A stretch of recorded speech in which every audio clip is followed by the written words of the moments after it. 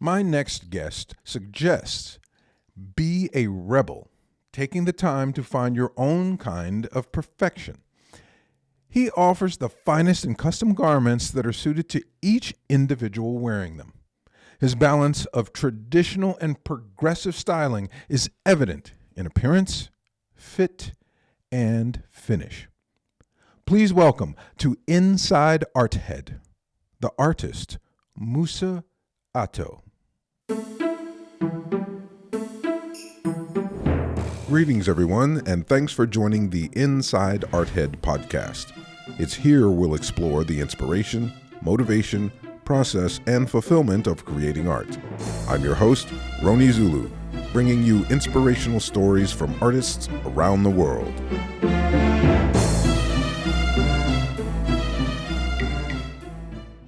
Musa, thank you for being on the show and letting us get inside your art head.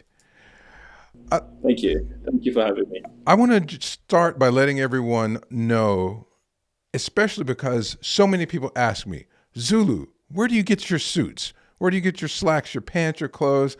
And I tell them, League of Rebels, this man that I'm interviewing today is responsible for me being quite the dapper gentleman. So it's a pleasure to have him on the show, and is going to answer a lot of you gentlemen's questions about him. So we're going to jump right in with Musa. Musa is the owner of League of Rebels, as you're going to find out, a gentleman's clothing store. Musa, let's start with the name. Where did League of Rebels come from? Long, I went through building my path. Again, thanks for having me on the show. So I come from a military background. Dad's a retired Air Force general. We've got a few generals in the family, so there's always been this military thing. So I wanted something that had something to do with, a malicious sounding name, and then ended up being Ukraine for university, where all of my friends in uni were all from, we ended up being all from different countries, about 8, 9 guys. I'm Nigerian. We had the Russian, the Ukrainian, the Czech, the Polish, the British, a guy from Kazakhstan, a guy from Iran. Pretty much like a UN type situation, but we all, had this same core identity. The way we dressed, the way we partied, our approach to lifestyle, mostly black sheeps also, but then, we sounded different. So I wanted some sort of band of brothers, a name that kind of, combined the military side and the band of brothers side, and League of Rebels was born. That's awesome. I love that history. A question, you being a snappy dresser, were you that way as a small child, or were your parents that way and you got that from them? Did it only come from the military? Were you a snappy dresser when you were a very small child? Yes, and mostly it also started because of school uniforms. So in primary school, kindergarten, we had to wear uniforms. Ended up going to secondary school, and in boarding school, where 7 days a week we wore blazer and a necktie, except for Sundays where we got out of the necktie by 12 p.m. So after doing that for 6 years, that kind of just, stuck to me. But always appreciated fine tailoring, clothes that fit well, being more dressed up on the formal side. And that's how, I carry that on. Now, I consider you an artist. And when I say the word artist, most people think drawing and painting.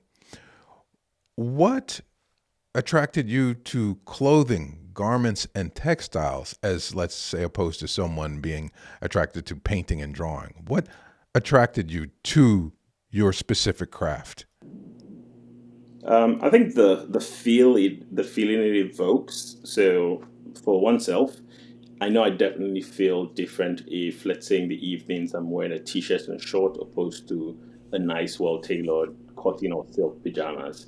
Going out wearing, jeans, shorts, and t-shirt, or wearing a suit, you feel different. You carry yourself differently. So that feeling evokes the feeling of confidence, the feeling of simplicity, and you don't have to be over the top, but just for that oneself vibe, so to say. I think that really attracted me. And what people don't see on the tailoring side as well, I think is really key, the functionality. So you can wear a nice dress shirt, and if it's made out of, let's say, polyester, and you're in our beautiful Texas summer, you wouldn't feel so great. If you wear the right fabric, the right fiber, and it's tailored properly, you would feel really good. So those aspects of what people cannot see, but oneself, you know how you feel, and you feel that comfort and functionality aspect, that really drew me to tailoring. And I will attest to that because I thought you were practicing some kind of sorcery to make my suit not hot. I live in Austin, Texas, and I wear suits every day made by this gentleman. And people always often look at me, oh my God, aren't you boiling hot in that suit? And I tell them, no, it's actually quite comfortable. So I guess that goes back to what you just talked about. Yeah. And I learned the hard way about that. Back in boarding school, we had the same green check for my house uniform. And for years, it's been fine. But one season or one term, I ended up in school and there was just something wrong. Very itchy, very uncomfortable. Someone had pulled the cloth. It looks the same as another green check, but then it wasn't cotton. It was, I guess it had a lot of polyester, and it was a horrible term for me. And I was stuck in for 3 months with that shirt. So, Yeah, you learned the hard way on that one. Let's talk about men's dress in general, or the what we're going to call the atmosphere of men's dress. I would tend to say that men, I don't know if it's they don't dress as well, but they don't take care and pride, I don't think, as much as they used to. And I'm loving the fact that you're bringing that back. Why do you think that men have slipped into not really caring so much about their appearance? hmm, very interesting question. Um, it's the exact reason, Lord knows, but for some reason, slowly people stop caring or stop caring as much. Um, Now, some excuse would be, oh, I work in a casual place, I exercise more, or I work from home. It doesn't matter. I think there's also the aspect of, you know, as human beings, as you continue to see more and more people do something, it becomes the norm and you slip into it. So you've seen a lot of guys not caring or not dressing too much, and then at some point you start feeling bad because you overly dress, but you can never be overly dressed. So, and even myself, I must confess that there are times where you slowly it happened to me when I first moved to the US for university, where I showed up on my first day. I was so excited. I had a full suit, necktie, and then everyone's looking at me like a complete oddball. And I see people in pajamas as well. So because I didn't want the over attention, so to say, after a few weeks, a few months, I, slid away from, cutting back on how dressed up I was for school. But then, after about a year or two, I asked myself, why would I want to conform to the fact that people don't care how they dress? If they don't, that's their problem. But Mm-hmm. I know I feel better, and I just went back to it. So I think there's that fact of seeing too many people kind of slide into knits or sportswear as business clothes, and then slowly more people start to fall into that bucket. That's my best guess. I would definitely have to agree with that. Now, have you ever been in a situation where you know that the way you dressed brought about a benefit in that situation? Oh yeah, one too many Yeah. times. And you can tell. So I think the easiest first would be pre going full time League of Rebels job interview. I'd never not nailed an interview because, and it's just a normal conversation. With some interviews, we never even really got to it, and literally, my boss's boss or my boss is like, "Oh, nice suit," and then the conversation segues. But just that, being well dressed, well tailored, well presented, um, takes one. many steps forward. So job interviews, that had always been the case, and tons of examples. So it is a benefit to have well tailored, good clothing. Let's talk about that young gentleman who's just about ready to get out of college. He's going to go into the workforce. What advice would you give them in buying clothes? What should they look for? Should you go get a suit first? What would you say to a young man who needs some help in his sartorial journey? I think firstly would be focusing on basics and simplicity, right? A guy who's starting to build a wardrobe cannot pull off the suit you've got on right now. You wearing that suit, it's clear you have a good number of suits in, hanging. So start with the basics. Get a navy suit, get a gray or charcoal suit, two colors, plain white shirts, a nice shoe, nice belt, keep it simple, and then build on from there. So a lot of guys, what we've done with League of Rebels as well is we have the essential suits, which we always carry: a navy, charcoal, black, and gray. Start from one of those simple shirts. When you start receiving a few paychecks, you've sorted other parts of your life, you're ready to start upgrading, then you can go for another color. But navy goes with pretty much everything, where jacket, you could slip jeans on, you could wear the trouser, dress shirt, necktie, no jacket. And then with time, you add more colors, and then you go to the stripes, you go to the plaids, and so on and so forth. But simple, simple, simple. I like to, till today, I keep everything as a school uniform. I have my weekly suit, and then fun suit, and then a summer suit. Even during the week, I'll stick to a navy gray charcoal, and then maybe Thursday, Friday, flip it up and put some plaids or something else. But that simple side, it helps me in the morning. I don't have to think too much.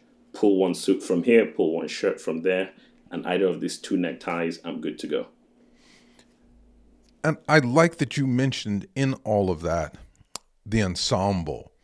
I think it's easy to, let's say, go out and spend a good amount of money on quality a suit.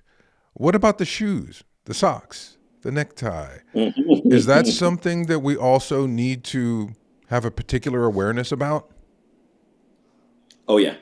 And with shoes, so budget of course would be one part, but you once you have, in an ideal situation, black dress shoe, brown dress shoe, when you build a wardrobe, you have two shades. Then you go into two shades of brown, right? You have your light brown cognac, and you have your dark brown, and then belts to match. But if you're just starting off, black dress shoe, a black dress belt with silver buckle, that's your basic that would go through all those initial looks.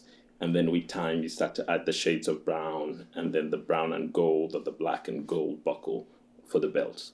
But simple black shoes, black belt with silver buckle, most versatile. Awesome. Let's move up from simple right now. One of the most daunting things for young men or any man is when they get an invitation and that invitation says either formal, black tie, and the scary white tie. Can League of Rebels help a young man out with this? Oh, totally. And the good thing is because of how we're structured, right? So we have your ready to wear. So there's already the classics, your classic black tuxedo, your classic suits.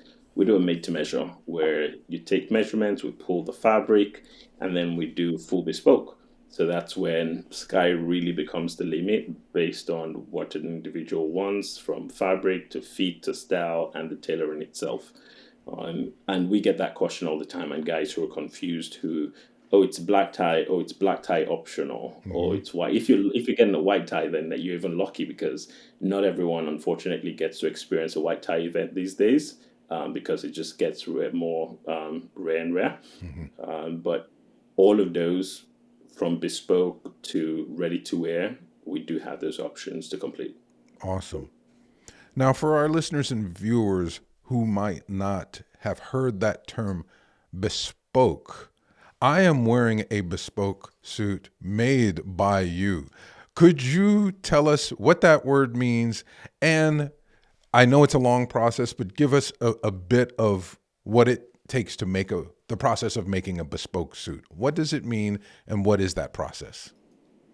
Certainly. So somehow the names have just, gotten bungled together where made to measure, custom suit, full bespoke. But then those who know, and then we try to train people, of course. With a made to measure garment, an individual comes in, we pick the fabric, you design the suit, and then you return, say, 4, 5, 6 weeks later, there's a finished, ready garment to go. If any tweak needs to be done, that would be completed. Now, the key difference in the back end is there are hundreds of digital patterns that are pulled, and then the individual's measurement is taken, and we find the closest fits, make slight adjustments, and use those ready patterns to build it. With full bespoke, with what we've done for you, is first it's done by one master tailor on site, and it started from scratch. So there's no digital pattern, it's not a template. The pattern is actually made just for you, where we start with the pattern making. We need to do at least 2 to 3 fittings. We do the bastard fitting, so before it's finished, no lining, no pockets. Invite the client in, get to try on the suit, and then the pattern is adjusted. So now it's made totally from scratch. A pattern is for just that individual, and it takes a much longer period to complete, done on site. So nothing goes out of the showroom, nothing goes out of the workroom. Everything is completed right there. And I got to tell everybody, the only downside of having a bespoke suit made is you will never want to not wear a bespoke suit again. The suit that I'm wearing right now, I'm telling you, it fits like a glove. It's easy to move in. It breathes. It's such a pleasure. And the attention that I received at League of Rebels, I mean, I felt like I was the king of England coming in to, That's the goal. get taken care of. They're offering me beverages. They're making sure that I'm comfortable. It's an experience, gentlemen. If you want to give yourself a real treat, I would say look up League of Rebels and get yourself an appointment and get a bespoke suit made. You're going to thank me. I can assure you that. We know, well, let's say we don't know a young man or anyone, they don't know the difference between a good suit and, I don't know, I don't know if I want to use the word bad suit, but a suit that isn't really what it needs to be. What would you say are some defining lines between that suit is good and, oh gosh, that's not good? Whether it be fit, finish, what would be the defining lines there? I think for me, with clothing, especially suiting, the first thing is the fabric, the cloth. The cloth. What is the cloth? And firstly, I stay away from, any synthetic fibers. So natural fibers are the best way to go. With us, League of Rebels, we focus primarily on Australian merino wools. And guys in Texas also hear wool, and first thing get scared. And I said no. There are different kinds of wools, but Australian merino wool, besides being a natural fiber, it also regulates body temperature. So you'll feel even cooler in summer, and then it gives you a bit of warmth or more warmth when the weather's cold. That's the first part. So the first thing I look at is fabric, the composition, and knowing also what's the need for the suit. If it's summer, if it's a fun suit, then you want to say, okay, fine, you can take a linen suit or a linen silk. But then if it's a workhorse suit that you want to wear 3, 4 times a week for business, for travel, you're not going to take a linen suit. You'll take 100% cotton at certain year-round weights. So for me, it's always firstly the cloth itself, and then for the feet, I think it's just one being conscious to make sure you get yourself in front of a tailor. Whether you buy it online, you buy it in a ready-to-wear shop, you buy it in, more for a catered boutique like ours, is get yourself in front of a tailor to do the finishes. Make sure the arm length is correct, make sure the taper is good, the sleeve length, the trouser length is correct. And then the rest of the details really come into just that sartorial part where refined individuals would know what it means when your cuffs are work functional as opposed to the dummy ones. That's where it gets into the finer things. But the first and most important for me is always the cloth, the composition. Wonderful. Now, once we have that, how do you take care of a suit? What are the do's, and we definitely need to know what are the don'ts? Yeah. Um, First, best way to take care of it, and going back to Australian Merino wool, which is what I stick to, is it really does a lot of the work for itself. I wear a suit, you wear a suit, until it really gets stained. It's not one wear and one dry clean. Minimize that dry cleaning as much as possible, which sounds odd, but that's just the case. Coming off of the suit, the first thing I do is I take off my jacket, hang it, take off the trouser, lay it down separately, let it air out until at least that night or the next morning before I put it back on a suit hanger, a proper suit hanger, to make sure the shoulders stay well taken care of and doesn't lose its shape, and then into a garment bag and then into my wardrobe. I also use cedar hangers because that helps keeping away whatever might want to attack your suit when you have too many and you don't get back to them in good time. But the best thing to do is to first let it air out and then get it back on a suit hanger, in a garment bag, and then in the closet. Dry cleaning as rarely as possible. When there's actual stain, that's when I get to dry cleaning, or if I feel I've used the suit, a number of times, and I just want to get it dry cleaned, fresh again, and back in the wardrobe. Now, the biggest no-no I think is using just a hot iron to press a jacket. Oh, most people Yeah, wouldn't know that. yeah. And it's very tempting, right? You get it off the hanger and you see a small wrinkle and you want to get it out. Even if you have a steamer, best way to go. If you have a steam iron and you focus on the steam and try not to touch or press the cloth, that's what you should do. Or just stick with a steamer. But pressing, when you see, over time, you see it's like shiny, that's Ah, because individuals have used hot iron to press it. oh, so And it's that, compressing the cloth and making it shiny yeah. instead of giving it that. So it's like, You yeah, lose the exactly. texture. Never would Lose have the thought about texture. that. Yeah. So So I think that's the biggest, fastest way to run a suit out of use, by pressing it with an iron. good to know. And I do remember one time I was in League of Rebels, and one of your salesmen, we were talking about just keeping things a little clean. And I think he mentioned never use those sticky roller things and use a brush. And Use a brush. The wool brush is way better okay, because those two can would be pulling the fibers out and pulling the cloth out, so it's not the best. okay, good to know on that one. Now, I love suits, and I'm 95% of the time in a suit. Does League of Rebels offer some casual wear that's still snappy? Oh yeah. So over time, we got to, expand the collection on what we offer. We never tried to stick to just suits where you come, but because in the natural scene, I always ask myself, at the end of the day, I have to get dressed, right? So it's like, what do I want to wear? What would make me feel most comfortable, but still well tailored, snappy, and not totally just, go from suit to someone different when I have to wear something else. So whether polos, merino wool polos, we've got cotton polos as well, but more dressy polos, casual slacks that come single alone, soft jackets, like a lot of guys also, like what I've got on, no shoulder pad, no lining, great for summer. We've been doing more Italian tailoring as well.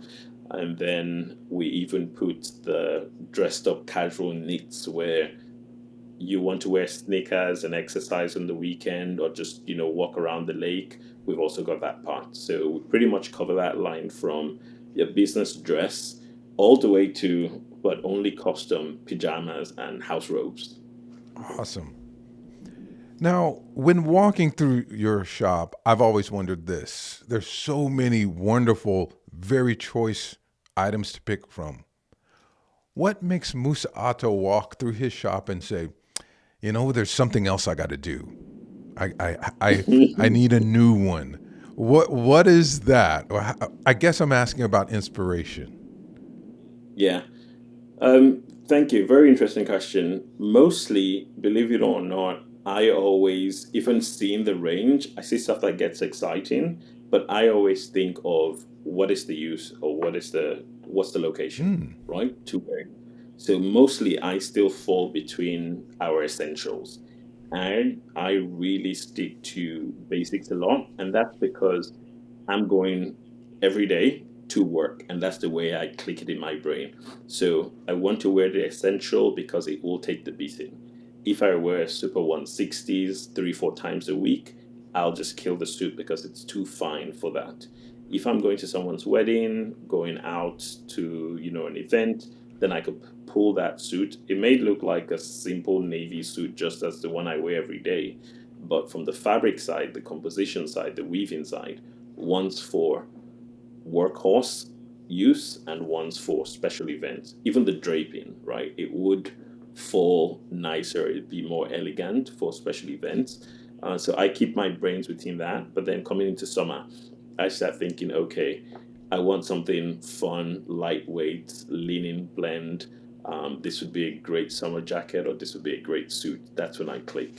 Every summer, we try to do this fun shirts also, where a print shirt, one in white, one in navy mostly, but something nice. This season, we have like marine animals. Last season, I think we had, you could hardly see them, but they had some other animals, but different animals, fun stuff, which is, this is not a shirt you wear with a necktie, this is what you wear on the weekends, it's summer. But that's the way I look at things. Is it summer? Is it wedding season? Is it business? And just trying to add something cool and different to the mix of your essentials. Awesome.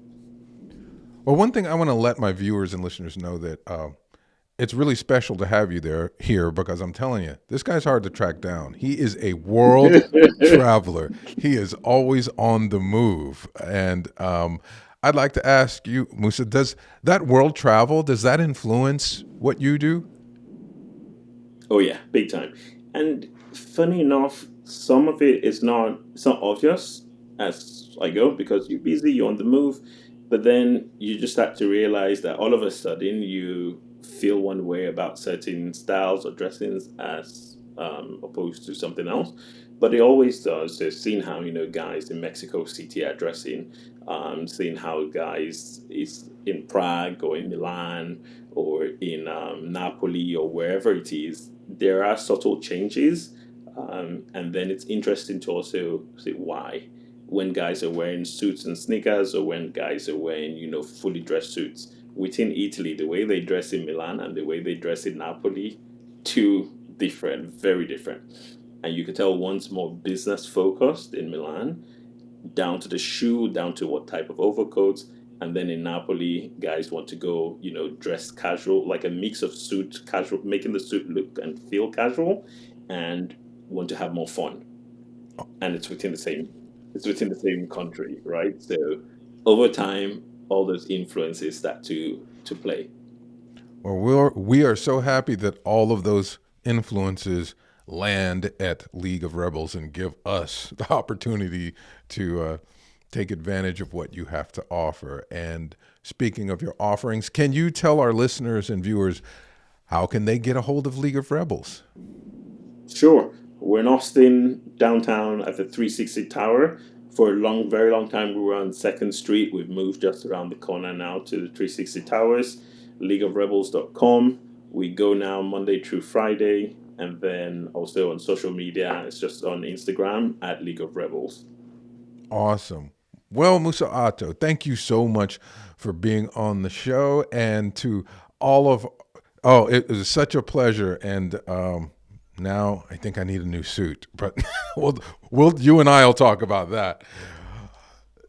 Our listeners and viewers, If you enjoyed this interview with Musa Ato of League of Rebels, I will leave all of the information to get a hold of him and his shop in the show notes. And if you've enjoyed the interview, please check out some of our other ones. And until the next time, be well.